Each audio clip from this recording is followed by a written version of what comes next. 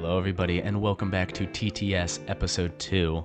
Now my apologies in getting this episode out so late, but as I said last episode, I am a college student, so that definitely does not help me out. And I forgot to mention the fact that I, as a pretty biased Eagles fan, was going to sit in a state of shock and awe if the Eagles were to win the Super Bowl, and they not only won, they completely dominated, as most of us know. So I did, in fact, spend this last week sitting and staring at a corner in shock and awe over the Eagles' absurd Super Bowl victory, and I think many other Philadelphians did the exact same. And I actually went to the Super Bowl parade on Friday and got to talk to some Eagles fans and see how they were celebrating and feeling about the victory. And I want to roll this one clip to show you just how goofy the experience was, and then we'll get into this episode. Roll it. Honestly, probably just hanging out with my boys, maybe lay up with my boy Dylan over here a little bit, you know what I'm saying? Yep. Probably gonna fuck. Like I said, it was obviously a very goofy, fun time. If you ever have the chance to go to a Super Bowl parade, I highly recommend it. It was an 11 out of 10 experience. Amazing. Now, moving into this episode and talking about the Super Bowl, I want to first give a shout out to the Kansas City Chiefs rushing defense. In both Super Bowl 57 and Super Bowl 59, not a single Philadelphia Eagles running back was able to eclipse 3.0 yards per carry, whether that was Miles Sanders, Boston Scott, Kenneth Gainwell, or Saquon Barkley. Not a single Eagles running back could get over 3 yards per carry, and the one that actually hit that number was Kenneth Gainwell in Super Bowl 57, when he rushed 7 times for a total of 21 yards, so that flat 3.0. No one came close to that. Saquon had about 2.5, maybe 2.6 yards per carry. It might have been even less than that. It was just a very, very tough going for the Eagles running game in both 57 and 59.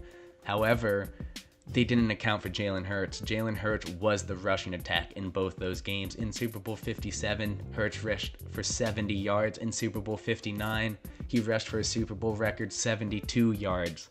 So while the Kansas City Chiefs defense was very focused on taking the running backs out of the game and forcing the ball into Jalen Hurts' hands, in both 57 and both 59, Jalen Hurts really showed that that is not a great way to beat this team. But then again, it really kind of goes to show that there's not a great way to beat this team. I mean, Jalen Hurts, when the ball is in his hands, he is most likely going to make a play and make a good play. His stats for Super Bowl 59, he completed 77% of his passes. That was 17 of 22 for 221 yards, 2 passing touchdowns, and he also ran for a Super Bowl record 72 yards and another rushing touchdown. Obviously, we just talked about that.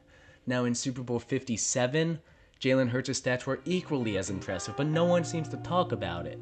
He completed 71% of his passes. That was 27 of 38 for 301 passing yards, 1 rushing touchdown, and then obviously he ran for those 70 yards and rushed for 3 rushing touchdowns. If I said 1 rushing touchdown earlier, I meant 1 passing touchdown. That is my apologies.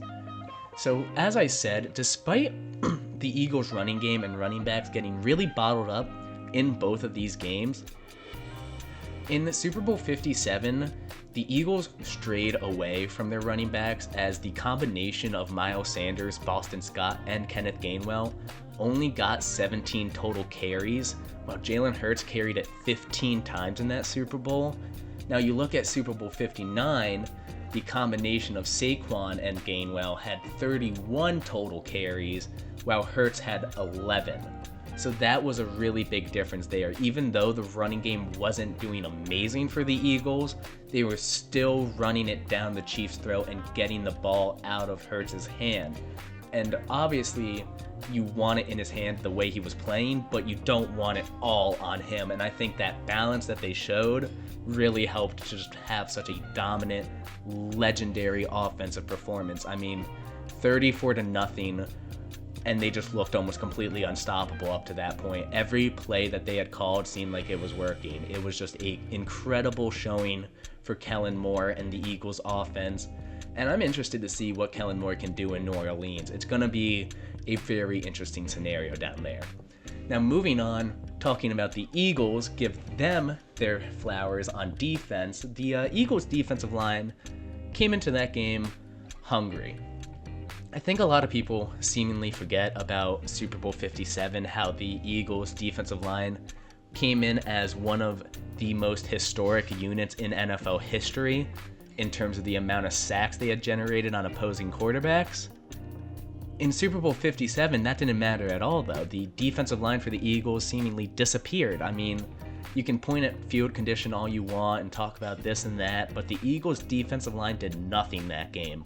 Not a lot of pressure was generated, no sacks generated on Mahomes, and it allowed Pat to cook and allowed the Chiefs to put up 38 points on the Eagles, and that was the biggest difference.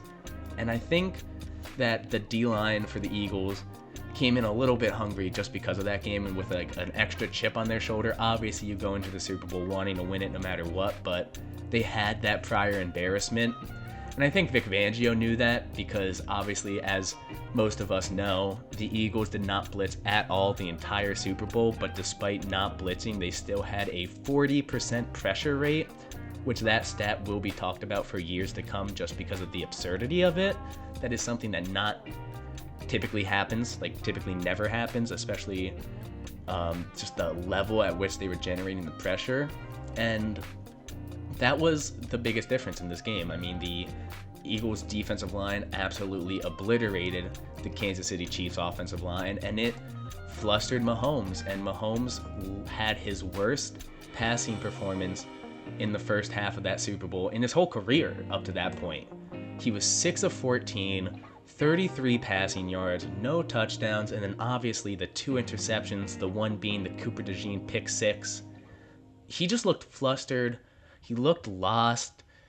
He was running around for his life back there. It was very, very comparable to the Tampa Bay Kansas City Super Bowl, where Tampa Bay just dominated KC 31-9.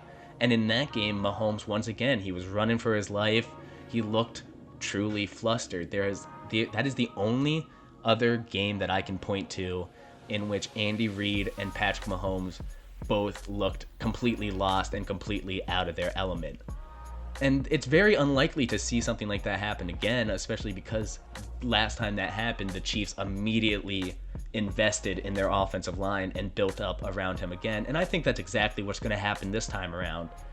The Chiefs, despite having a very embarrassing final game of the season, they're not far away from being back there and back to winning that game at all. The biggest thing they need is to reinvest in that offensive line, make sure that Patrick Mahomes actually has time, because that's all he needs, just a little bit of time to diagnose and actually feel comfortable. I mean, he can work out of the pocket, but he doesn't need to be running for his life like he was in that game. So the Chiefs, while this is a game that's going to besmirch Patrick Mahomes' legacy a little bit, just because of how rough he looked in that first half, I think it's kind of unfair because you are completely negating the fact that he is only 29 years old, is a 3-time Super Bowl champion, still has been to 5 total Super Bowls. I mean, he is the quarterback that is most likely to be able to even come close to touching Tom Brady in terms of the total career accolades. But I think people are just forgetting about that right now. I think it was because that conversation was happening a little bit too quick. The Mahomes being a GOAT or in that GOAT conversation, but it doesn't help when he goes to 7 straight AFC championships and makes 5 Super Bowls before the age of 30. He is forcing the conversation onto us, the conversation of greatness and where he lies in that whole conversation. And if he stays healthy for the next decade and he stays with Andy Reid and that Chiefs organization, there is a very, very good chance that we are talking about Patrick Mahomes being the greatest or the second greatest quarterback of all time. It's incredibly likely. Now, the biggest thing they need is a wide receiver 1 and the offensive line. If they can do that, then there is a very good chance that we will be seeing another Kansas City Chiefs Super Bowl.